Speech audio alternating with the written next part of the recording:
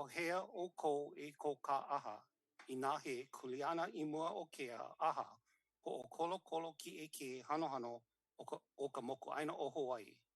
E nāi mai, e malio mai, I lohe ia ka leo. Hear ye, hear ye, hear ye, all persons having any business before this Honorable Supreme Court of the State of Hawaii, draw nigh. Give your attention and you shall be heard. Please call the case.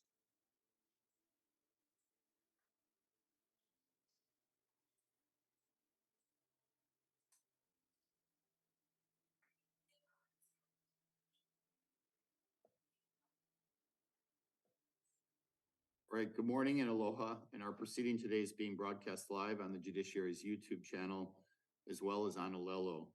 Before we begin, I'd like to acknowledge with great sadness the passing yesterday of Pat Maushimizu, the Executive Director of the Hawaii State Bar Association.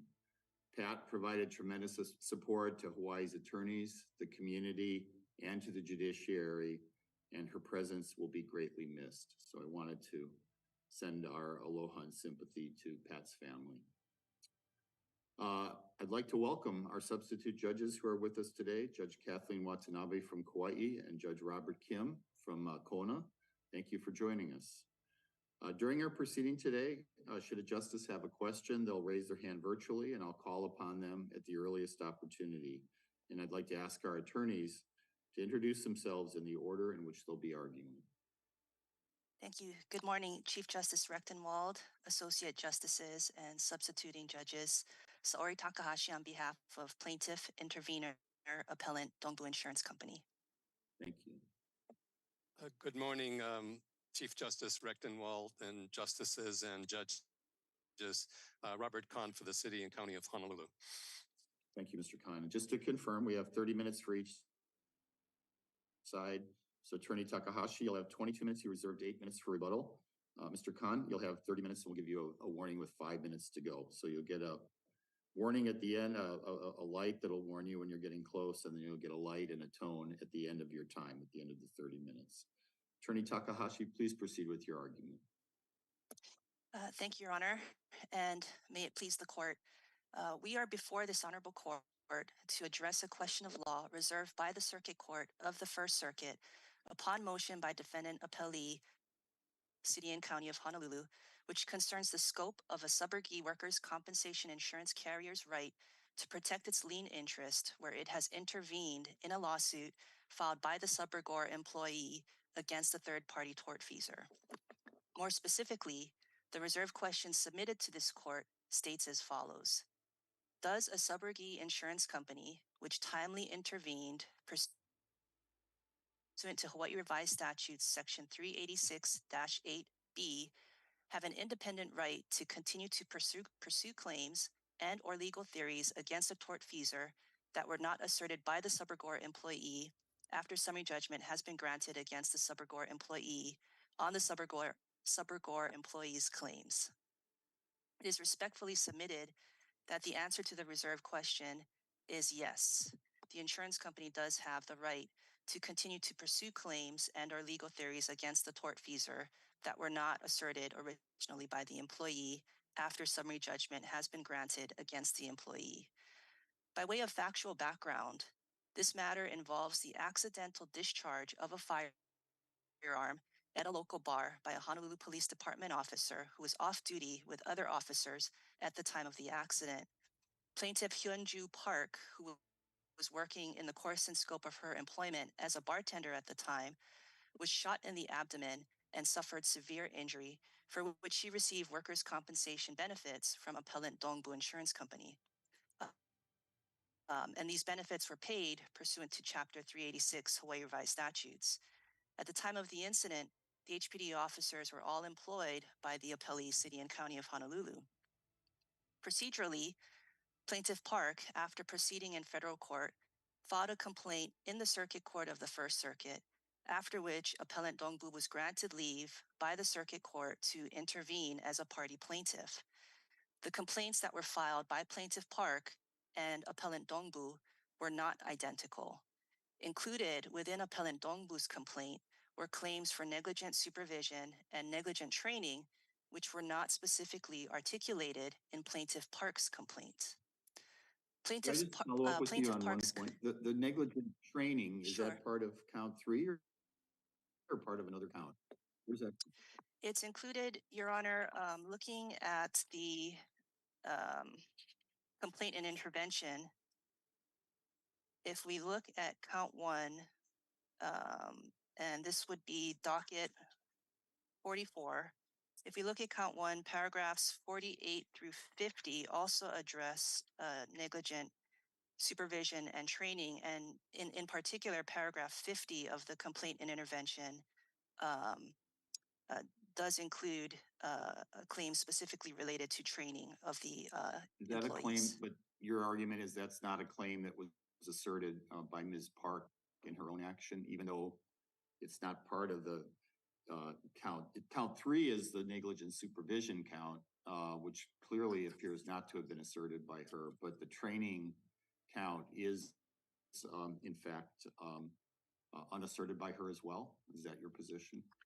That is my position, Your Honor, and I think it's the scope of the training claim. In Ms. Park's complaint, there is some reference, and this paragraph is referenced in the findings of fact and conclusions of law, which were submitted with the reserve question. But there is reference to supervision and training in a very narrow way within Ms. Park's complaint, which relates to the reporting by officers of other officers' conduct. The claims that are being asserted by Dongbu are broader than that. And most definitely for count 3, that negligent supervision claim, I think that is clearly there where it is not contained within Plaintiff Park's complaint. Thank you. Thank you, Your Honor. Justice Edens has a question. Justice Edens. Ms. Takahashi, so I understand what you're saying about paragraph 50 and 48, and perhaps those those assertions unfolding into the negligence claim brought by Ms. Park. How different do your claims need to be from Parks to survive? I mean, what would be the appropriate standard for deciding which claims, I guess, have a separate basis to survive? Now you have your negligent supervision, but now you've also, you know, sort of closely overlapped on the negligence, you know, claim. So how different do they have to be to survive? I think, Your Honor, that depends on, I guess essentially it's the notice that's provided in the complaint. And so when you read the complaint, the two complaints on their face, I think it's clear in reading Plaintiff Park's complaint that her allegations as they relate to training are much narrower in scope than what is alleged in the complaint in Dongbu. And I understand Your Honor's question, but I think the fact that it is broader just on the face of the complaint, that notice is provided to the defendant, I think that is enough to consider it as being something more than what Plaintiff Park had pled in her complaint. And I would also just note that with respect to the reserve question, the way that I had read it, it assumes within the question itself that there is a separate issue or claim that was raised by Dongbu Insurance Company. And therefore, we would submit that this issue is limited to that circumstance. Well, but when we decide cases, we, you know, obviously look at the case itself and the factual circumstances and how it applies to the law. But we're looking at things, we're talking about broader, we're looking at things in a broader way. So I'm just wondering how your I guess ideas about this comport with future cases that where claims may align or may not align. How does the judge decide things? I understand, Your Honor, and I think it does again just depend on what is articulated on the face of the complaints. And I think in this situation there was sufficient notice based upon what is contained within the complaints that there is a claim that is broader in the Dongbu complaint than what is contained within Plaintiff Park's complaint. What do you think? I mean, what about the position that perhaps it's whatever park, the employee, the subrogor, I guess. Let's just use the subrogor, subrogee. Let's just call them employee, employer, park, dongle. But say, I guess what I'm wondering is it the position of Dongbu, the employer, that whatever claims could be made at the outset of the litigation govern versus what happens? In other words, if Park could have made the claims you want to make, the negligent supervision, does that work itself? I mean, why would we need to compare claims? Well, I think with respect to this issue, the city has focused on the end of the case and the summary judgment that was filed at the end of the case. But in order to fully analyze this issue, I think we do have to look at the beginning and what the scope of claims that are allowed to be filed by a workers' comp insurance carrier when intervening into an action against a third-party tortfeasor, in order to understand what the rights of that work comp carrier are from the beginning.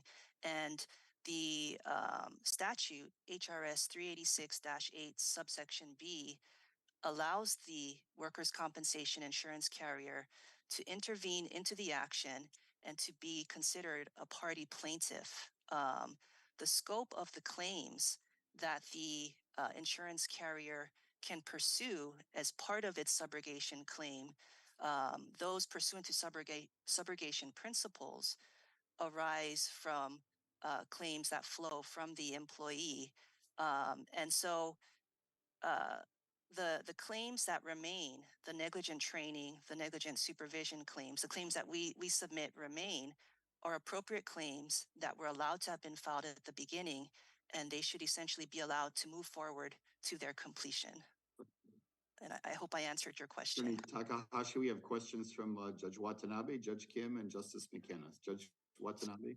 Yes, Ms. Takahashi, you would agree that Dongbu's rights are derivative, correct?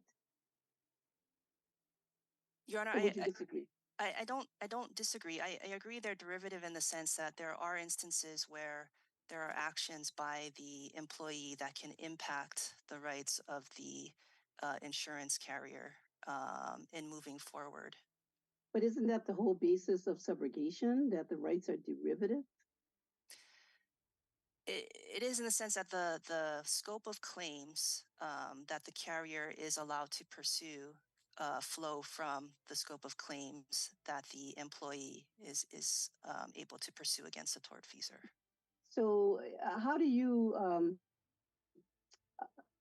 comport that then with the fact that there was a dismissal here and the city's arguments that with the dismissal, the basis of the claims are gone? How would you comport that? So in looking at the statute, HRS 386-8 subsection B, again, that allows the insurance carrier to intervene into an action that has already been filed by the employee. It allows the carrier to participate in that action as a separate party plaintiff. And again, it allows the carrier to assert claims based upon subrogation principles that flow from the employee. And so as this case proceeds, there are these two plaintiffs that are pursuing claims that all arise or flow from the employee. In this situation, though, there are claims that we submit were identified or pled by Dongbu that are different from the claims that were pled by plaintiff Park. And so, is that what you meant when you phrased the issue before the court? I think you reference independent claims. yes, Your Honor, that's what I meant. I in reading the reserved question, I think it in and of itself assumes that there is a separate issue or claim or ground for the claim that's being pursued by Dongbu at this point in time. And so when Plaintiff Park's complaint was dismissed, the claims that she had identified within her complaint, certainly they're gone, they're dismissed with prejudice. But these claims that were timely filed by the insurance carrier when it intervened before the dismissal of Plaintiff Park's claims occurred, those we submit should be allowed to remain and move forward. And we would submit that there is no prejudice to the defendant tortfeasor in allowing this to happen, because again, these are all claims that are being pursued by both the employee and the workers' comp carrier are claims that flow from the employee. The defendant has had notice of these claims, and I don't have the case site right in front of me, but the defendant tortfeasor does have the same defenses against a work comp carrier that it would against the employee. And so in allowing these claims to move forward, we would submit that there is no prejudice to the defendant, because the defendant is able to defend itself in exactly the same way as it would have against the employee's claims. All right, thank you. Thank you, Your Honor. Judge Kim, your question, followed by Justice McKenna. Thank you. So if the court were to accept the arguments of the city, how would that adversely affect, if applicable, public policy in the state of Hawaii? I think, Your Honor, if the court were to accept the city's argument, that would severely limit the ability of the workers' compensation carrier to protect its lien interest when intervening in a case such as this against a third-party tortfeasor. And that impacts the workers' compensation scheme as a whole. Essentially, under workers' compensation law, while the statute is not intended to fully reimburse the employee, it is there to provide some certainty that the employee's injuries will be paid for, that the medical bills will be paid. And the workers' comp carriers, they do this because they are obligated to under the statute.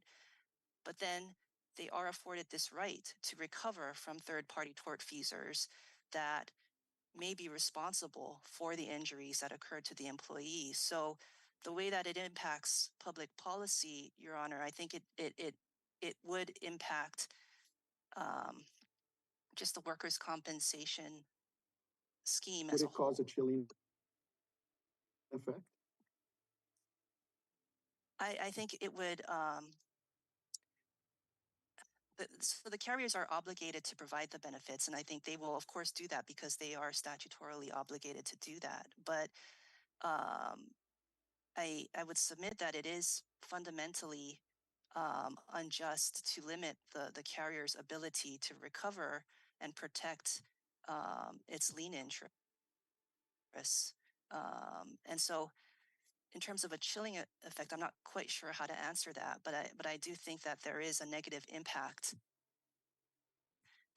if the city's position is adopted by the court. Justice McKenna. It's really not a question, more of a technical issue. You have continued to cite to 386-8 subsection B, but subsection B, there's really no substantive change, but we're talking about the 2015 version of 386-8. So I just want to make it clear that the subsections were added in 2016. So we shouldn't be referring to subsections of 386-8, since the law in effect at the time still had there's no substantive change, but I just want to clarify. Thank you, Your Honor. I apologize for that oversight. Ms. Takahashi, could you address the argument? I think we're going to hear from Mr. Khan, and certainly I will want to hear him articulated fully, but the law of the case might be applicable here in that the circuit court made a ruling in essence, that adjudicating all of the claims brought by Ms. Park, if I understand correctly, and that effectively brought the case to an end, including as to Dong Bu as a matter of law of the case. What's your response to that argument? And Your Honor, with respect to the law of the case argument, essentially the complaint that was filed by plaintiff Park is narrower in scope than the complaint that was filed by Dongbu. And the claims that remain in the case that are being prosecuted by Dongbu were not specifically articulated within the complaint that was filed by Plaintiff Park. And so while I understand that Plaintiff Park's complaint as a whole and her claims as a whole were dismissed, she did not identify the claims that continue to be prosecuted by Dongbu today. So for that reason, we would submit that the law of the case doctrine does not apply because there has not actually been a ruling on these specific negligent training and negligent supervision claims. Let me ask you this: if Ms. Park, say for whatever reason, her attorneys had just simply, having filed the complaint, failed to respond to the motion for summary judgment, didn't make any argument whatsoever, and summary judgment was granted, would Dongbu have any recourse in that case? Could it come in and seek to set aside that judgment, or would it be, are you in effect conceding that it would be bound by that adjudication, even if the adjudication was based on a less than optimal assertion of rights by Ms. Park? Not suggesting that that happened here, but just as a hypothetical. Your Honor, the claims that are being pursued by Dongbu, they do again flow from the rights held by Plaintiff Park, and so to the extent that there are identical claims that were identified within the Dongbu complaint, then the court's ruling on Plaintiff Park's complaint, I think there is an argument there that it may impact the claims being pursued by Dongbu. However, when we have a situation such as this, where there are claims that were not identified in Plaintiff Park's complaint, that were identified in the Dongbu complaint, resolution of Plaintiff Park's claims should not impact those claims that are different in Dongbu's complaint. Thank you. Oh, Justice McKenna. Thank you. Doesn't 386-8 say that, if an employee commences an action, this is the second paragraph, the employee is to give employer a written notice. And the last sentence of that paragraph, I think it's subsection B now, but it's the second paragraph under the relevant statute. The employer may at any time before trial on the facts join as party plaintiff. So it sounds like the employer has a right to join anytime before trial. Yes, Your Honor, I agree with that. Okay. Right, thank you. And I would note that again, it's that's the employer, so that's actually the city. So then it's the city would get to join, but you're as insured, you're claiming the right to subrogation pursuant to what the rights that the city has. Is that right? And Your Honor, I believe that subsection, when it refers to the employer, it's referring to the employer of the injured employee. So in this case, Ms. Park was employed oh, I'm so sorry. by a bar. Yes, absolutely. Yeah. So the bar. So you are now claiming rights as subrogate of the bar. Correct, Your Honor. We okay. provided workers' compensation benefits on behalf of Ms. Park's employer, the bar. Right. So the bar could have joined any time before trial. Yes, Your Honor. Okay, thank you. And if it didn't join, but there was an adjudication on a motion, what would happen then? Say the employer, as it appears to be its right under B, waited to join there was a motion for summary judgment granted as against the employee. At that point, is the employer out of luck, or can the employer, in this case, the insurance company, come in and say, well, we had a right to intervene, even though that motion was adjudicated. We have other arguments. We have more to say. Can they do that, or is that precluded by the statute? And Your Honor, I think it, and this is again assuming that the summary judgment has been granted and the plaintiff's complaint essentially has been dismissed, and at that point, the insurance company is attempting to intervene in the action. I believe in that situation, it's possible that the insurance carrier would not be able to intervene at that point. But that is a different scenario from the situation that we have here, where Dongbu intervened timely. They intervened way before trial, and they also intervened before the motion to dismiss or for summary judgment was even filed by the city. And so we would submit again that they should be allowed to prosecute these claims all the way till completion. Judge Watanabe has a question for you. Yes, just a very quick one.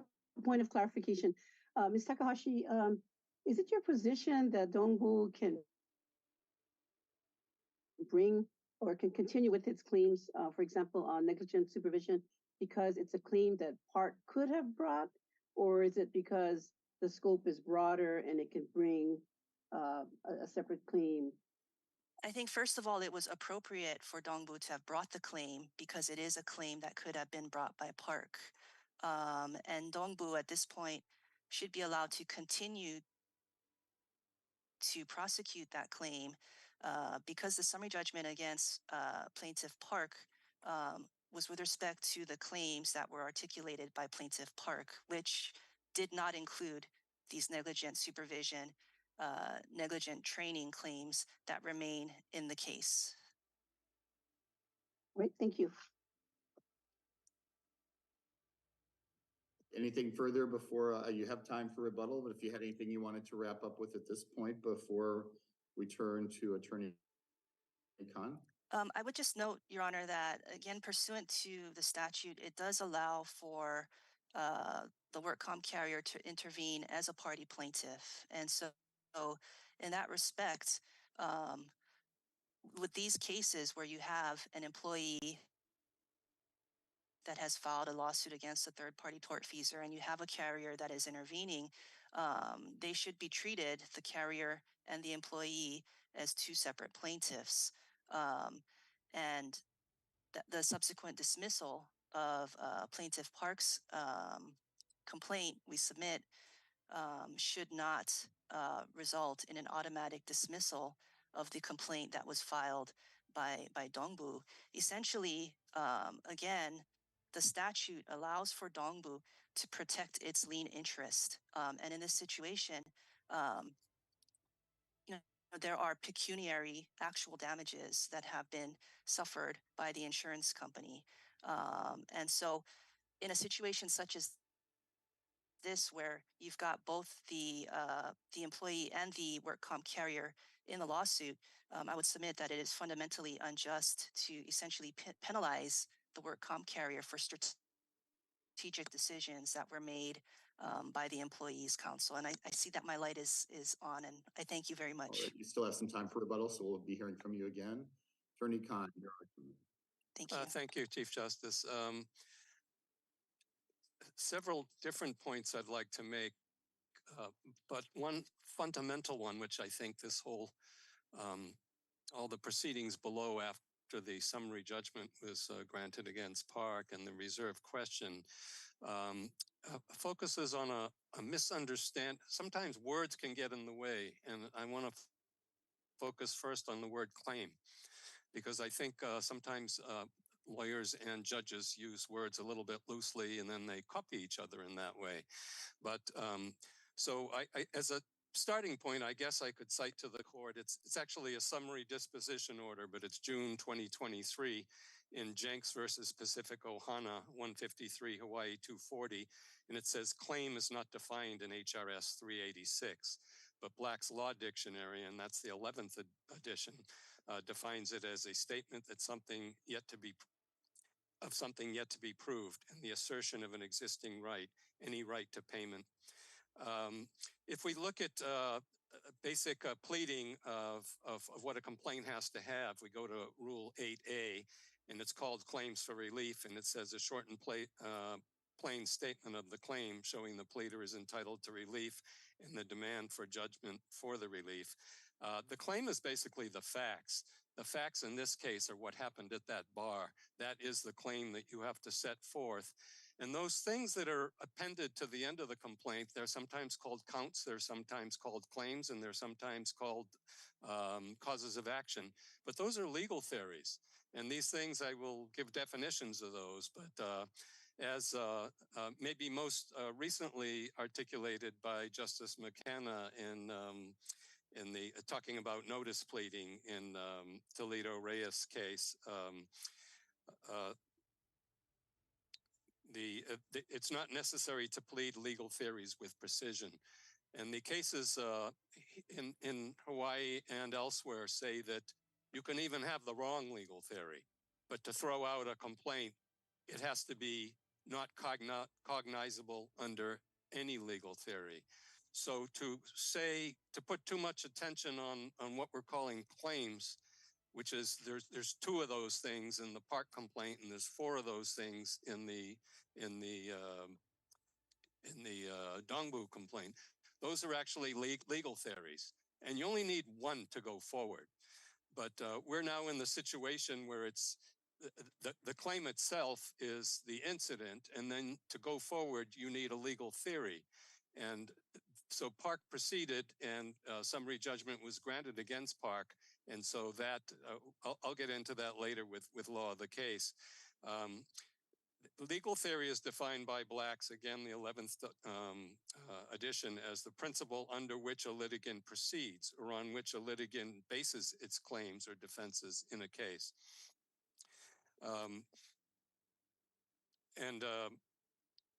So any legal theory, another case on this topic that sorry to interrupt, but I mean, count 3 includes factual allegations as well. So it's a mix of legal theory and factual allegations. And why would that, I mean, can you just square up, straight up address the issue?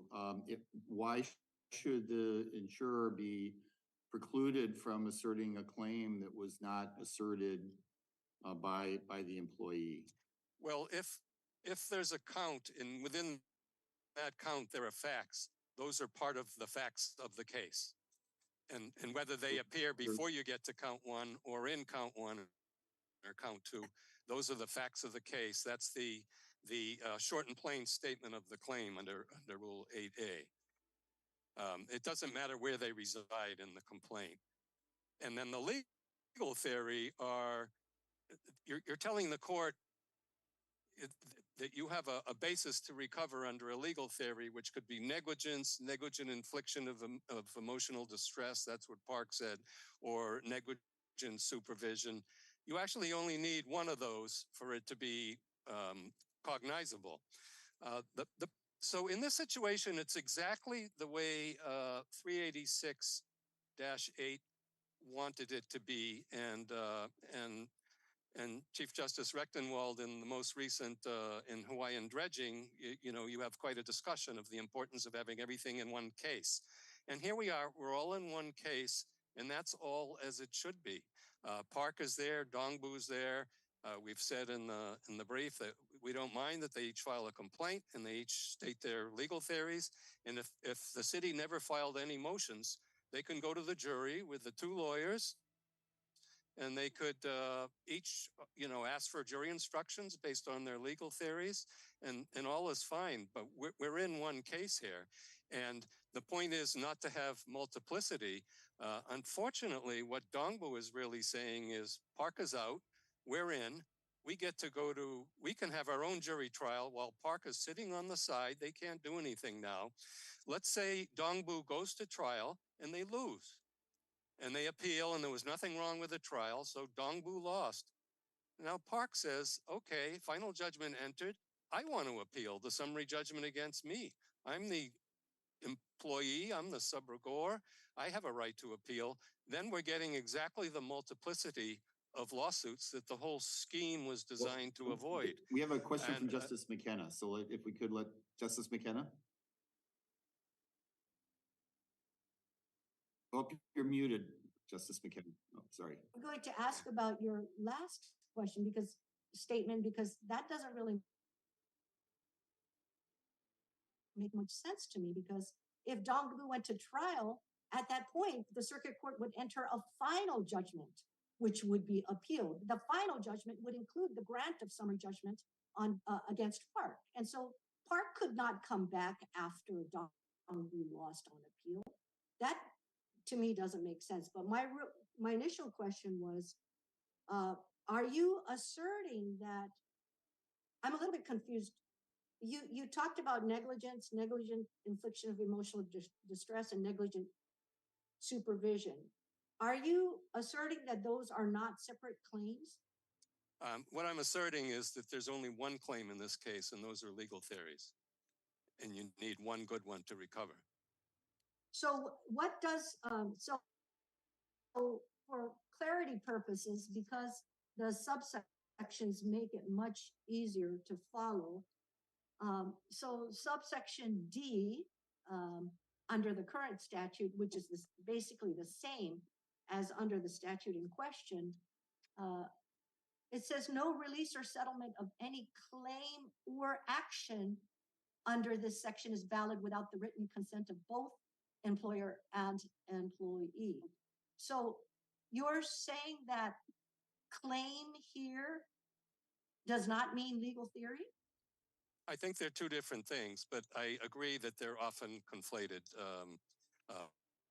in jurisprudence.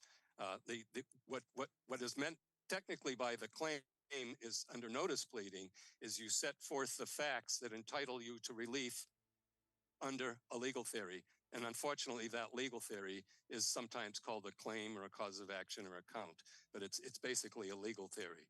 But so then if the claim is not a cause of action, then under subsection F, it contemplates that the employer and the employee could be represented by different counsel, correct? Yes. And doesn't that kind of assume that one of the reasons an employer might want to come in is because they might not agree with the causes of action or claims asserted by the employee, and what if the employee only asserts negligence, but the employer thinks that there's a good case for some intentional tort? Well, that's similar to the situation we have here. There's many reasons why the employer, the subrogee, the worker comp insurance company would want to intervene. There could be poor counsel, for example. Here we have very experienced counsel by Park, but what if you had a rookie, just out of law school, for example? So, and it could be that you want to state additional theories and everything. I wouldn't call those additional. If you recognize that possibility, then why wouldn't the employer or a subrogee of an employer be able to pursue those separate claims that weren't asserted by the employee? Well, I say they would be, except for one inconvenient fact, which is what happened in this case, which is summary judgment was entered against the employee. I don't, now. I looked at the complaint of the employee and I don't see negligent supervision mentioned there. Well, they're not mentioned as a count. I don't have, I could pull it out of the brief, but there are statements about negligent, it's maybe training or something like that. There are statements within the factual aspect of part of the complaint before you get to the causes of action. So it's referenced there, and under notice pleading, that's sufficient. But that's not the issue before us right now, right? I mean, so you're now arguing that the employer's complaint is subsumed within the employee's complaint, and so therefore the employer is also out. Well, there's I thought the issue before us is whether or not did the judge below address whether or not the claims were the same in the negligent supervision count as well as compared to the employee's negligence count? The judge granted the city's two different motions exactly as they were. But did you ask them to? Did you ask the circuit court judge to rule on whether or not the claims were the same? Well, I wasn't attorney on the case at that time, so right. So, but my understanding is the city is arguing here. The legal issue before this court is whether or not an employer can pursue a separate cause of action or a separate claim that the employee did not assert. I understood that to be the issue before us, and I didn't understand that the circuit court had ever addressed whether or not there was an actual separate claim. Well, as I was explaining to the Chief Justice, there was nothing wrong with this case. It's exactly as it was intended going into those motions. And if the city had never filed any motions, it would have gone to the jury. There'd be the two complaints, the two counsel, and all the legal theories that they wanted to, that the judge thought were appropriate to present to the jury with appropriate jury instructions. That's how it would have happened absent the motions. Now, the question really here before the court is, what's the effect of that summary judgment, which was really on the merits? It wasn't on procedural or technical grounds. It was on the merits, and that's the primary the primary claimant, and then there's the derivative aspect of Dongbu. We do know the answer that if you're in separate jurisdictions, and Dongbu could wait and see what happens with the first case. And then Park files this, it's summary judgment, it goes up on appeal, it's affirmed, you have a final judgment against Park. Even this court adopting the restatement of judgments 24 would have to say, Dongbu, I'm sorry, you know, that's res judicata, that's claim preclusion. So that's how it would happen in different states. Now, Hawaii wants it to be all in one case. And although Dongbu kind of faults Park for not having all the necessary claims, I would make 4 points about that. I think Dongbu could have filed an opposition to Park's claim and come in and said, we oppose that motion. This is primary, and we have an interest here, and we've pled it differently, and you only need to survive under one legal theory and make its arguments. If it didn't do that, it could have joined Park's opposition to the motion and made all the arguments that it wanted to. Thirdly, here you have a summary judgment that's granted against the primary party here, which is the claimant. And the other one is subsidiary. I think it calls for either asking for interlocutory appeal, or you ask the judge for Rule 54 certification of final judgment. And that way you don't have possible bifurcation. It goes up. I think it likely would have been granted. You go up and then you see whether that's a good summary judgment against Park or not. If it's not, it comes back down, and then there they are. They go towards trial. Who suggested the reserve question? It was actually a bit of a combat between Ms. Takahashi's prior counsel and myself, and we each had different ways. The judge said, I'll reserve the question, and it was, here's one version. I remember one of the memos had a footnote saying, you know, the court could address this via a reserved question. Whose idea was it? Well, it's the city's idea to reserve the question. Right. So here we are on your question. No. Again, it seems to me that the only issue before us is whether the employer or its subrogee, an insurance company, can pursue a separate claim or cause of action. And we have not been asked to decide whether or not the alleged separate cause of action is actually a separate cause of action. Because it's my understanding is that the city is arguing that once summary judgment was granted in favor of the city, Dongbu could not assert additional causes of action, different causes of action. Well, then we're getting into preclusion.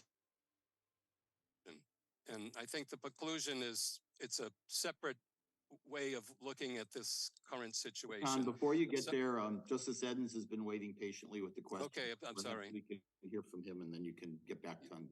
Yes, I may need to be reminded of the question.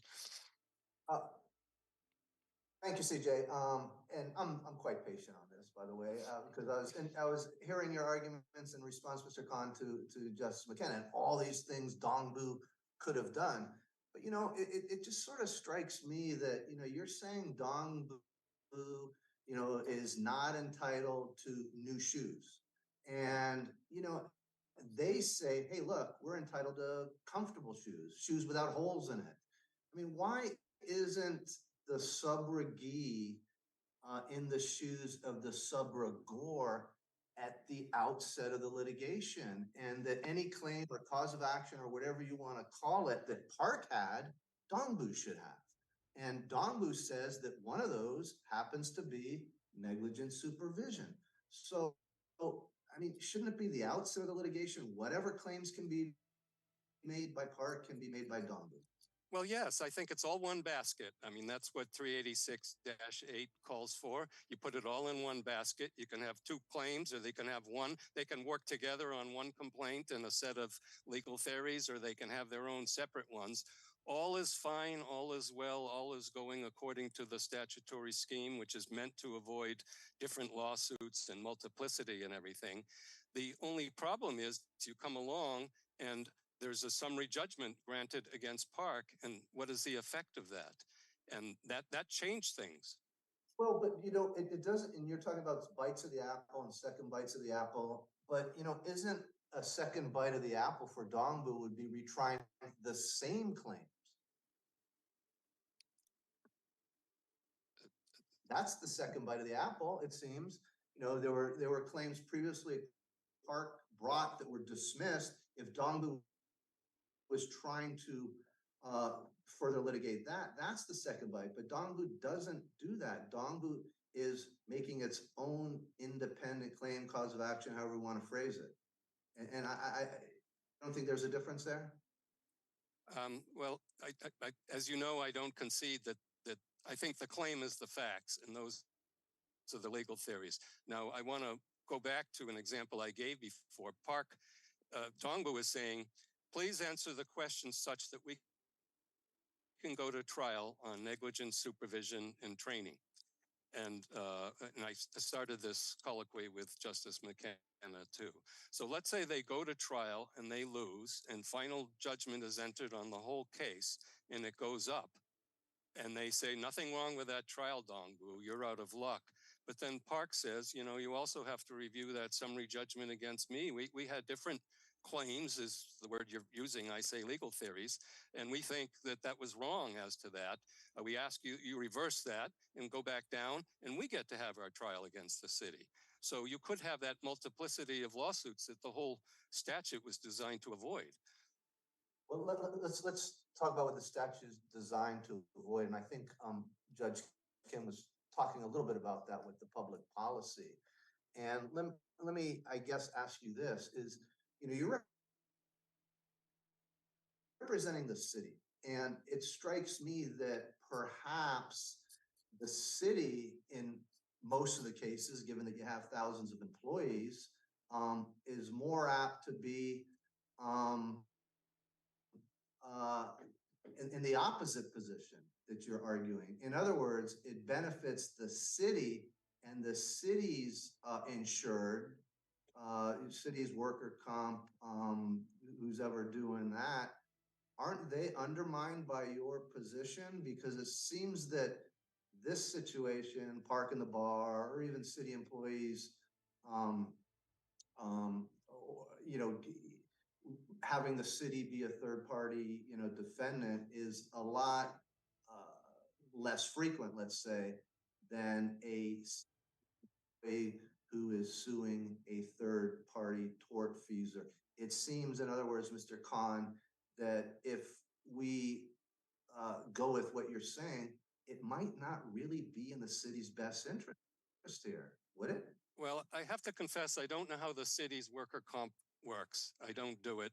I know there's, you know, it would be part of the legal apparatus of the city, but I don't know whether it's a company like Dombu or it's, you know, because we're self-insured up to a certain amount in tort cases. And I don't know where the money comes from for worker comp or whether we have a company that would come in like that. So we're really in a situation we often get lawsuits against an employee and the city. So it's hard for me to analogize. I mean, most of our cases are sort of we're the defendant in a tort case, and either a city official or the city itself is named as a defendant. And to the extent that it's worker comp and we're a party to that here we're the alleged tortfeasor, but in other words, to be the subrogor subrogee, I'm just not familiar. There are people on the other side of my office who do worker comp stuff, and they would be able to answer that question. It would seem that they would want to be protecting the lien interest there, which your position is kind of the opposite of that.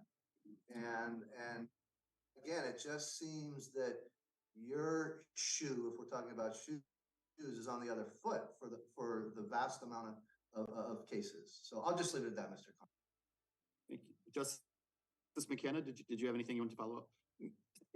Mr. Khan, could you explain the theory that you're relying on? And I know there was a suggestion that it might be law of the case. I sort of hear overtones of claim preclusion, but what is the actual theory that would bar Dongbu from asserting a claim that was not asserted and ruled on by the court when it granted summary judgment on Ms. Park's complaint? Well, it's law of the case, Your Honor. I think the summary judgment against Park defeats the derivative claim and whatever legal theories you want to attach to them. How would law of the case apply if the actual issue hadn't been adjudicated? I think that's Ms. Takahashi's point, that, you know, the law of the case applies to issues that were actually ruled on and decided, but the court didn't actually rule on and decide whether the negligent supervision claim should be granted, or there should be summary judgment granted on that claim. Well, if one is to honor the summary judgment that's granted against Park under general jurisprudence, I mean, if it's summary judgment, if it were, let me give you this example. If they had asked for 54B and gone up and the ICA affirmed it, so you have a final judgment entered against Park, I don't think Dongbu can keep litigating.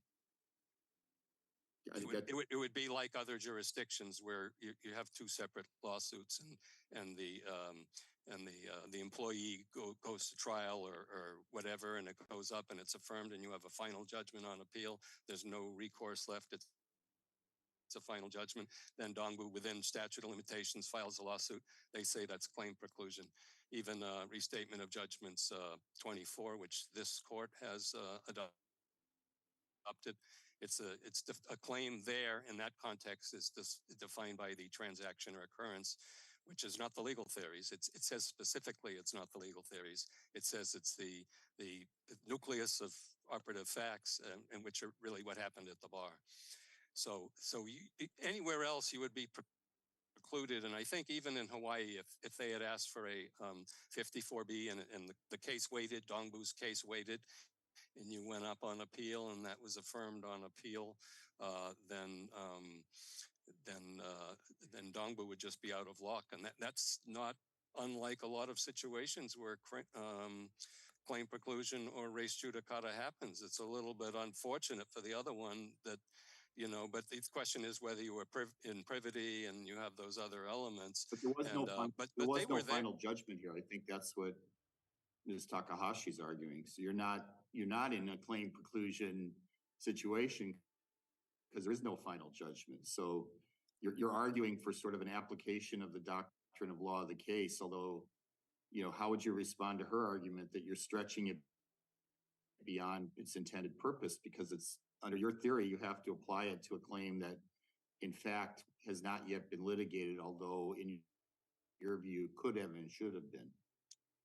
Well, right, but so though, I mean, if you talk, you could talk about res judicata, and technically that doesn't apply, but I think it segues into the issue of a final judgment. Well, so it's a summary judgment, but it's not final, and it's not final. It could have been made final, but it's there, sitting on the side, and Park sitting on the side, not participating in all subsequent procedures, including Dongbu wants to go to trial, and it would be trial without Park sitting at the table. Park would just be a witness, and then Park's attorney would not be arguing it. And they actually have different interests in trial. Dongbu wants to recover enough to get its lien, but that's all it can get. Whereas Park wants to get she wants to pay off her liens, but she also wants her pain and suffering. So there's actually more motivation by Park's counsel to maximize the jury award. All could go according to scheme here if this were turned into a final judgment that could now be appealed, and everything could be reviewed on appeal, the entire record, including Park's summary judgment. But what we risk in the alternative here is either two trials or somehow Park losing her rights. We know that the employee can affect the rights of the employer, but does it happen the other way around? If Dongbu goes to trial and loses, do we say the employer can affect the employee's rights, and so Park necessarily loses? That would be a little bit unfair to Park, who would have lost the appeal right on that summary judgment motion. Very well. We have a couple of minutes left. Any other points you wanted to raise with the court at this point, Mr. Khan?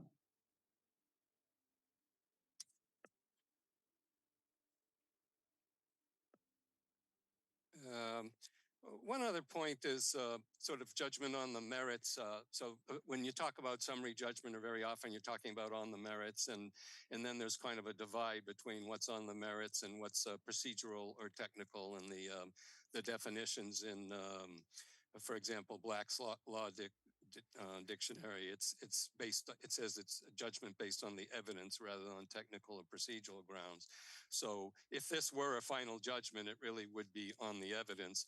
But I do want to alert, as my final point, that on the merits, it's another thing like claim, which is a little bit used, but it causes confusion. And I just wanted to point to the court to Winslow versus Brown, 8 Vet App 469 at 475. It's a concurring opinion, but it says this about on the merits. It says, unfortunately, the phrase on the merits has created much confusion and obscures the fact that the court decision may be given preclusive effect independent of the merits of the underlying claim. For these reasons, the restatement second of judgments, I think they mean section 19, formulates the rules of res judicata without using the traditional phrase on the merits. Under its approach, the principle of bar applies to all valid and final personal judgments, although exceptions are allowed for those cases that may be characterized as not under the merits under Mr. the Khan, older Justice scheme. McKenna has a follow-up question for you. Where is that? Okay. Where is this case from? What did you say the citation? I'm giving the citation. It's Winslow versus Brown, 8 Vet, which is the Court of Veterans Appeal, 8 Vet App 469 at 475. It's 19. I did not. Okay. Thank you. If you'd like to make an argument to sort of wrap up, I mean, anything beyond arguing the case that you didn't cite at this point? The final point is the court doesn't need to contort existing principles, for example, of subrogation and the derivative nature of the claim. If this case were allowed to go to final judgment now, it would go up and all would be reviewable, the entire record, Park summary judgment motion, Dongbu. And when it comes back down, it'll either be affirmed or it'll come back down and then presumably, let's say, probably go to trial.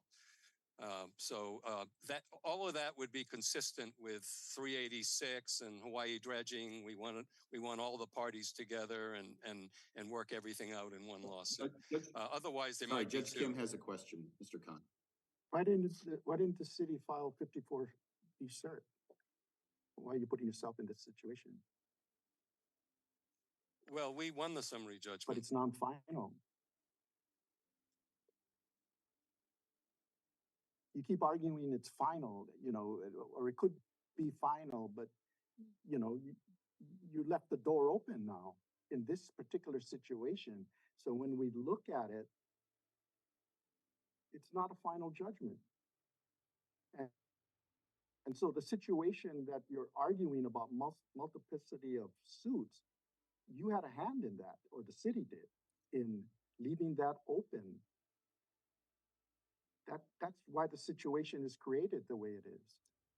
Well, the city didn't know that it was gonna lose before there's been 3 judges before the second judge. The city didn't know that having defeated Park, that it wouldn't also defeat Dongbu's claim, in which case then you'd get the full appeal. At the time, it seems to me that both Park and Dongbu, the court could have done it on its own under 54B. So a court who, let's say a judge who had done a lot of subrogation might have thought of that, you know, himself or herself. So any of the parties could have done that. And it seems to me as the subrogee, Dongbu had an interest in trying to get that summary judgment against Park reversed. Park had an interest in doing that too. So anyone could have done a 54B, but nobody did at the Mr. time. Khan, Justice McKenna has a question. Justice McKenna. Thank you. I'm kind of confused. Did you move for summary judgment on the negligent supervision claim? I think it's called. Did you move for summary judgment on? You did move for summary judgment on Dongbu's complaint, correct?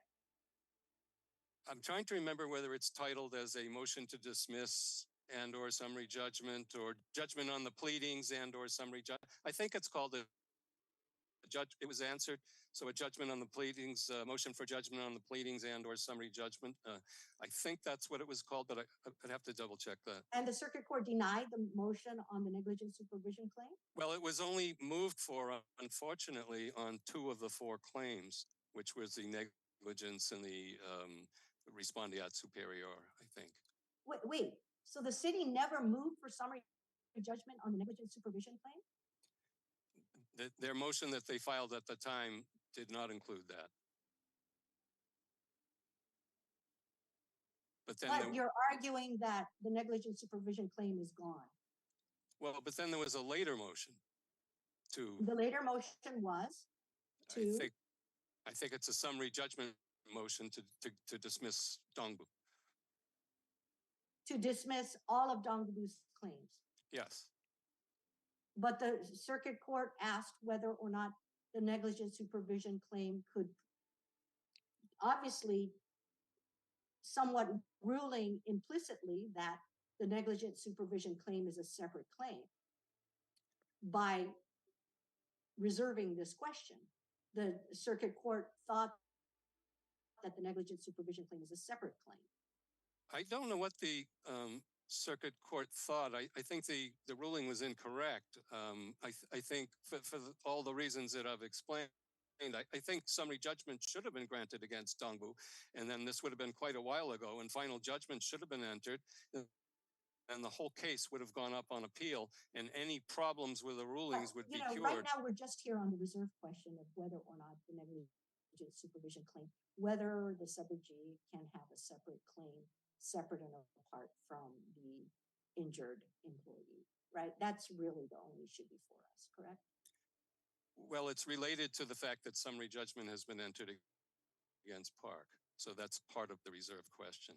And that's really why we're here is we're in that posture where summary judgment has been granted against the injured employee. And so given that status of the case, does Dongbu get to continue on with what I would call different legal theories, with Park sitting on the side, unable to do anything until it has time to appeal? Mr. Khan, anything to wrap up for the court very briefly at this point? Well, I think we've been going round and around, so nothing Very well. additional. Thank you for your arguments today. Attorney Takahashi, your retirement, your rebuttal. Thank you, Your Honor. So very quickly, I did want to touch on the comment by Judge Kim previously about the chilling effect that a ruling following the argument made by the city could have. And I wanted to point out that in Peters versus Weatherwax, which is 69 Hawaii 21, this honorable court looked to common law to provide guidance in ascertaining the meaning of the term subrogate. And the court noted that subrogation pursuant to common law is a venerable creature of equity jurisprudence, so administered as to secure real and essential justice without regard to form. It is broad, and this is a quote, it is broad enough to include every instance in which one party pays a debt for which another is primarily answerable, and which in equity and good conscience should have been discharged by the latter. And so I think if the court were to follow the city's argument, it would have a chilling effect on the workers' compensation carrier's ability to effectively protect its lien and pursue its subrogation rights, which is clearly allowed for and clearly allowed for by Peters versus Weatherwax. Another point that I wanted to touch on. So procedurally, there were two summary judgment motions that were filed initially by the city. One summary judgment motion concerning Plaintiff Park's complaint, all of the claims contained in Plaintiff Park's complaint. There was also a summary judgment motion that was filed against Dongbu. And within the summary judgment motion that was filed, and this is docket 76, it's page 8 of the motion for summary judgment that was filed against Dongbu. It was a partial summary judgment motion. And on page 8, the city noted in a footnote, Dongbu also contends that the city had duties to train employees on how to use firearms, to recognize, evaluate, and address Kimura's mental health problems and remove Kimura's service weapon. It cites to our complaint, the complaint and intervention at paragraphs 48, 49, and 50. It goes on to state the city construes Dongbu's allegations as asserting negligent training and negligent supervision claims. The city is not moving to dismiss those claims at this time. So when the city moved for summary judgment against Plaintiff Park, it also moved for summary judgment against Dongbu for those claims that were identical to the ones that were being pursued by Plaintiff Park in her complaint, and it carved out these negligent training and negligent supervision claims. And so summary judgment was then granted in favor of the city against Plaintiff Park, and then it was granted in favor of the city against Dongbu as to those counts that the city sought summary judgment against. This left the negligent training and negligent supervision claims pending before the circuit court. The city then subsequently filed, I think it was a judgment on the pleadings type of motion, essentially arguing that because there was summary judgment granted against Plaintiff Park, that the claims, when I see the light is on, is it okay if I just finish my sentence? Thank you, Your Honor. Can your answer and then wrap up with any final thoughts, please. I just forgot where I was. You're summarizing the history of the two motions and what the disposition of the second summary judgment was. Thank you, Your Honor. So the city then filed for, I think it was a judgment on the pleadings, arguing essentially what it's arguing today, that the claims, that the negligent supervision, negligent training claim should be automatically extinguished because of the summary judgment that was granted in favor of Plaintiff Park.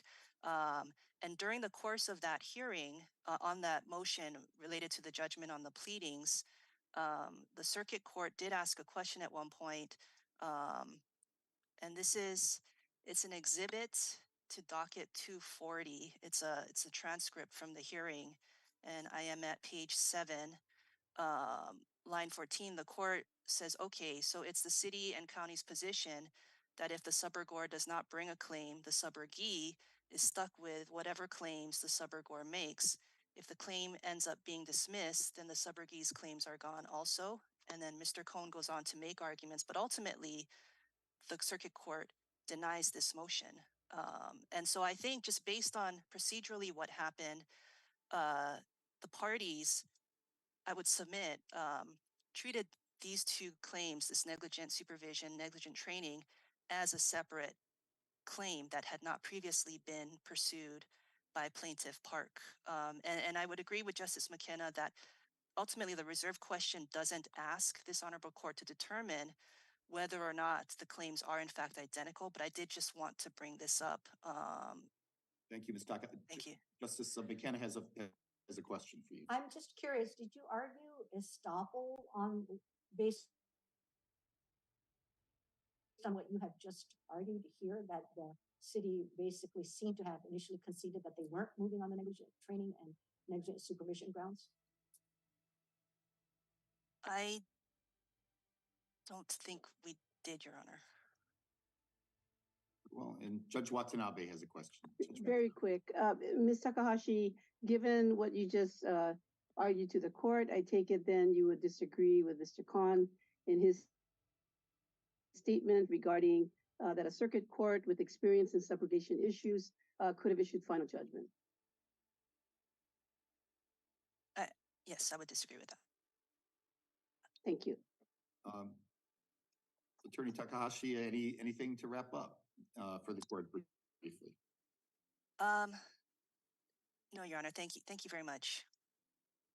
All right. Well, thank you to both of our attorneys here today. Appreciate your arguments. The court will take this matter under advisement. Thank you. Thank you. Ua ho'oku'u ia mai ne kea aha ho'okolokolo ki eke hanohano o ka moku aina o Hawaii. This Honorable Supreme Court of the State of Hawaii is now adjourned.